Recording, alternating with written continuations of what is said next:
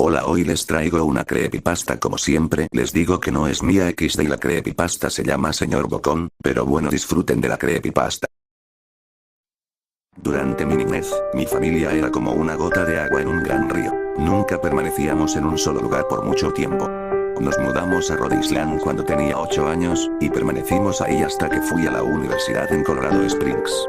La mayoría de mis memorias son de cuando vivía en Rhode Island, pero hay fragmentos en mi mente de los muchos hogares en los que habité, cuando era mucho más joven. La mayoría de estas memorias son poco claras y sin sentido, como el perseguir a otro niño en el patio de una casa en Carolina del Norte, intentar construir una balsa detrás de un departamento en el que viví en Pensilvania, y cosas como esas. Pero hay un puñado de memorias que permanecen tan claras como el vidrio, como si hubiesen ocurrido ayer. Vivíamos en una casa en las afueras de la bulliciosa ciudad de New Vineyard, Maine. Era una casa grande, en especial para una familia de 3. Había una serie de cuartos que estaban totalmente desocupados, a los cuales no entré durante el tiempo en el que viví en esa casa. Supongo que era un desperdicio de espacio, pero era lo único que pudo rentar mi papá, que le quedaba cerca de su trabajo. Recuerdo que, en el día después de mi cumpleaños, tuve una fiebre tremenda. El doctor dijo que tenía mononucleosis, lo que, para mí, significaba más fiebre y no poder salir a jugar por al menos 3 semanas. Era un momento terrible para estar atado a la cama. Estábamos empacando para mudarnos a Pensilvania, y la mayoría de mis cosas ya estaban dentro de cajas, dejando mi cuarto casi vacío. Mi mamá me traía agua mineral y libros varias veces al día, los cuales servían como único entretenimiento durante estas semanas. No recuerdo exactamente cómo conocí al señor Bocón. Creo que fue una semana después de que diagnosticaron la mono. Mi primera memoria de la pequeña criatura fue de cuando le pregunté su nombre. Me dijo que lo llamara señor Bocón, porque tenía una boca enorme. De hecho, ahora que lo pienso, todo en su cara era enorme en comparación a su cuerpo, su cabeza, sus ojos, sus arrugadas orejas. Pero su boca, sin duda, era lo más grande. ¿Te pareces a un Furby?, le dije mientras miraba uno de mis libros. El señor Bocón se detuvo y me miró extrañado. ¿Furby? ¿Qué es un Furby?, me preguntó. Tú sabes, el juguete peludo con orejas enormes, lo puedes acariciar y alimentar, casi como una mascota real. Oh, tú no necesitas uno de esos. No es lo mismo que tener un amigo real. Recuerdo que el señor Bocón se desaparecía cada vez que mi mamá iba a mi cuarto a revisar. Se ocultaba bajo mi cama y me decía: no quiero que tus papás me vean, tengo miedo de que ya no nos dejen jugar juntos. No hicimos mucho durante los primeros días. El señor Bocón solo veía mis libros, fascinado con las imágenes e historias. Por ahí del tercer o cuarta noches desde que lo conocí, me despertó con una gran sonrisa en su rostro. Vamos a jugar un nuevo juego, me dijo.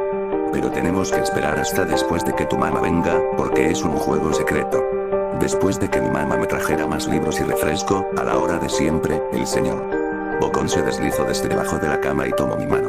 Tenemos que ir al cuarto que está al final del pasillo, me dijo. Me negué al principio, pero el señor Bocón insistió hasta que cedí. El cuarto en cuestión no tenía muebles ni tapiz. Lo único que lo distinguía era una ventana del lado opuesto a la puerta. El señor Bocón corrió a través del cuarto, y le dio un firme empujón a la ventana, dejándola un poco abierta. Entonces, él me insistió en que mirara hacia el piso, afuera. Aunque estábamos en el segundo piso de la casa, la caída era más alta debido a que estábamos en una colina. Me gusta jugar a fingir aquí, me explicó el señor Bocón. Finjo que hay un suave y enorme trampolín allá abajo, y brinco. Si lo crees con todas tus fuerzas, vas a ver que rebotas hasta acá arriba, como una pelota. Quiero que lo intentes. Es muy alto, le dije, pero eso es lo divertido. No sería tan divertido si fuera una caída corta. De ser así, mejor si rebotaras en un trampolín real. Recuerdo haber jugado con la idea, dejarme caer en el fresco aire, y rebotar en algo que mis ojos no podían ver. Pero el realista en mí prevaleció. Quizás en otra ocasión, le dije. No sé si tenga tanta imaginación.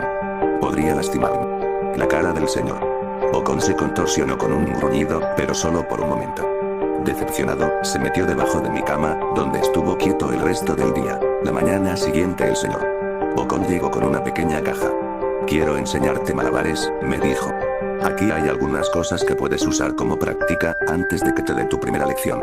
Mire la caja. Estaba llena de cuchillos. Mis patas me mataron.